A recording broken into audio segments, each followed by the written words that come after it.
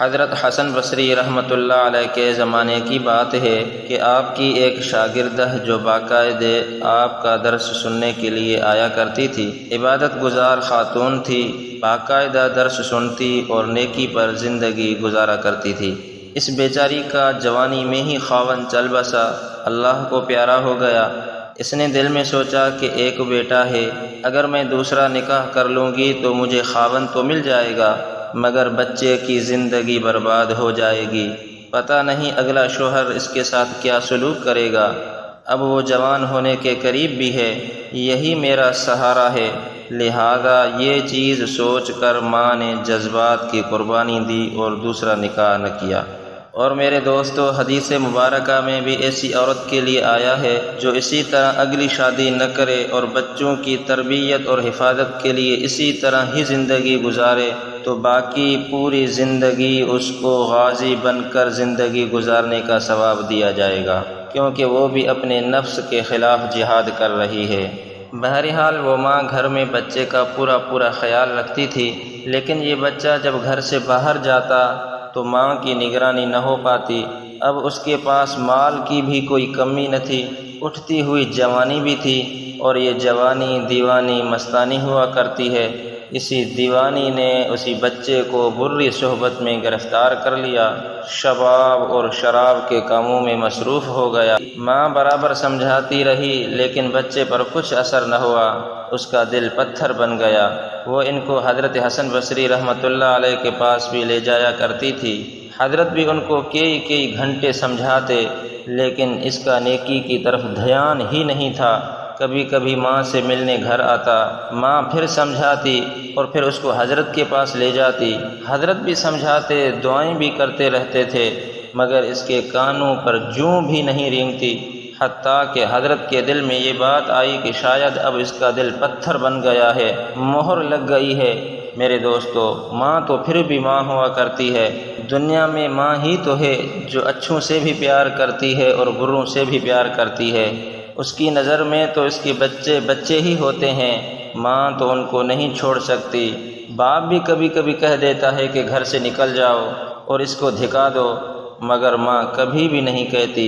اس کے دل میں اللہ نے محبت رکھی ہوئی ہے، چنانچہ ماں اس کے لیے پھر کھانا بنا کر دیتی، اس کے لیے دروازہ کھولتی اور پھر پیار سے سمجھاتی، میرے بیٹے نیک بن جاؤ، زندگی اچھی طریقے سے گزارو۔ کئی برس اس طرح گزرتے گئے۔ اب دیکھیے اللہ کی شان کہ کئی سال برے کاموں میں لگ کر اس نے صحت بھی تباہ کر لی اور دولت بھی تباہ کر لی۔ اب اس کے جسم میں بیماریاں پیدا ہو گئی، ڈاکٹروں نے بیماری بھی لا علاج بتائی۔ اب اٹھنے کی سکت بھی نہ رہی اور بستر پر پڑ گیا، اتنا کمزور ہو گیا کہ اب اس کو آخرت کا سفر سامنے نظر آنے لگا۔ ماں پھر پاس بیٹھتی ہوئی محبت سے سمجھا رہی ہے، او میرے بیٹے، اب تو نے زندگی کا جو حشر کر لیا وہ تو کر لیا، اب بھی وقت ہے کہ معافی مانگ لے اور توبہ کر لے، اللہ رب العزت تو گناہوں کو معاف کرنے والا ہے۔ جب ماں نے پھر پیار و محبت سے سمجھانا شروع کیا تو اس کے دل پر کچھ اثر ہوا۔ کہنے لگا کہ ماں میں کیسے توبہ کروں، میں نے تو بہت بڑے گناہ کیے ہیں۔ ماں نے کہا بیٹا چلو حضرت سے پوچھ لیتے ہیں، حضرت کوئی نہ کوئی توبہ کا طریقہ بتا دیں گے۔ کہا امی میں تو چل کر نہیں جا سکتا اور آپ کے اندر اتنی طاقت نہیں کہ مجھے اٹھا کر حضرت کے پاس لے چلیں، تو پھر میں حضرت تک کیسے پہنچوں گا؟ ماں کہنے لگی امی آپ ایسا کریں کہ آپ خود ہی حضرت حسن بصری کے پاس جائیں اور حضرت کو بلا کر لے آئیں۔ ماں نے کہا بیٹا ٹھیک ہے، میں خود ہی حضرت کے پاس جاتی ہوں۔ بچے نے کہا کہ امی اگر آپ کے آنے تک میں دنیا سے رخصت ہو جاؤں تو امی حضرت حسن بصری رحمۃ اللہ علیہ سے کہنا کہ میرے جنازے کی نماز وہی پڑھائے۔ چنانچہ ماں حضرت حسن بصری کے پاس گئی۔ حضرت کھانے سے فارغ ہوئے تھے اور تھکے ہوئے تھے اور درس بھی دینا تھا، اس لیے دوپہر کے آرام کے لیے حضرت لیٹ جانا چاہتے تھے۔ ماں نے دروازہ کھٹکھٹایا، حضرت نے پوچھا کون؟ عرض کیا حضرت میں آپ کی شاگردہ ہوں، میرا بچہ اب آخری حالت میں ہے، وہ توبہ کرنا چاہتا ہے، لہذا آپ گھر تشریف لے چلیں اور میرے بچے کو توبہ کروا دیں۔ حضرت نے سوچا اب بھی وہ اس کو دھوکہ دے رہا ہے، اور پھر اس کا وقت بھی ضائع کرے گا اور اپنا بھی وقت ضائع کرے گا۔ سالوں گزر گئے، اب تک کوئی بات اثر نہ کر سکی تو اب کیا کرے گی؟ حضرت کہنے لگے میں اپنا وقت کیوں ضائع کروں، میں نہیں آتا۔ ماں نے کہا حضرت اس نے تو یہ بھی کہا ہے کہ اگر میرا انتقال ہو جائے تو میرے جنازے کی نماز حضرت حسن بصری رحمۃ اللہ علیہ پڑھائیں۔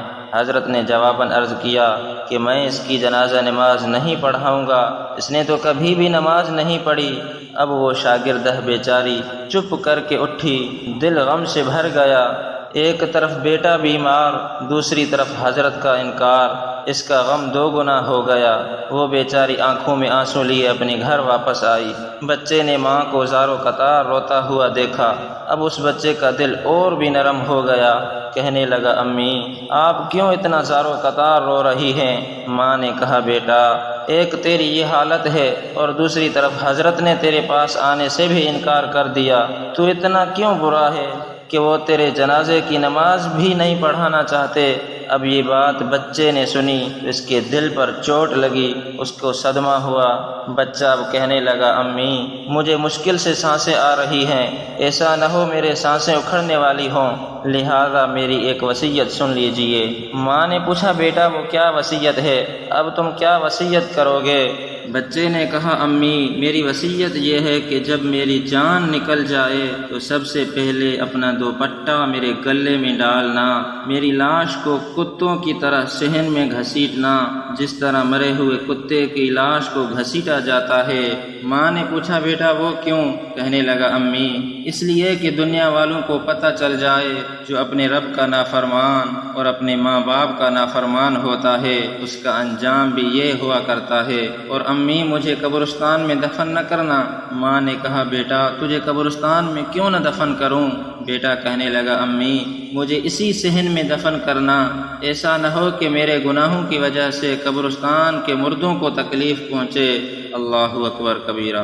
جس وقت نوجوان نے ٹوٹے دل سے عاجزی کی یہ بات کہی تو پروردگار عالم کو اس کی یہ بات اتنی اچھی لگی، روح قبض ہو گئی۔ اب روح نکل ہی رہی تھی اور ماں اس کی آنکھیں بند ہی کر رہی تھی کہ باہر سے دروازہ کھٹکھٹایا جاتا ہے۔ عورت نے اندر سے پوچھا کون ہے جس نے دروازہ کھٹکھٹایا؟ جواب آیا میں حسن بصری ہوں۔ کہنے لگی حضرت آپ کیسے؟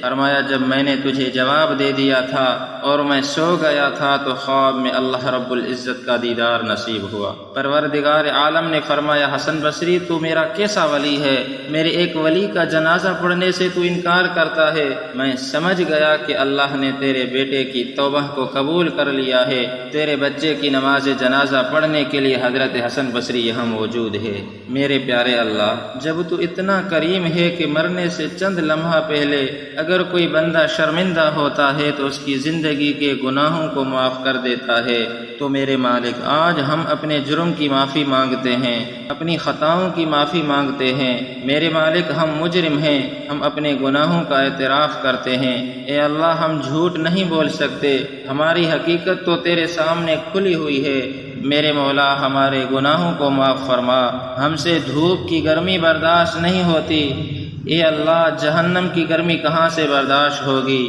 اے پروردگار عالم ہماری توبہ قبول کر لے اور باقی زندگی ایمانی، اسلامی، قرآنی بسر کرنے کی توفیق عطا فرما۔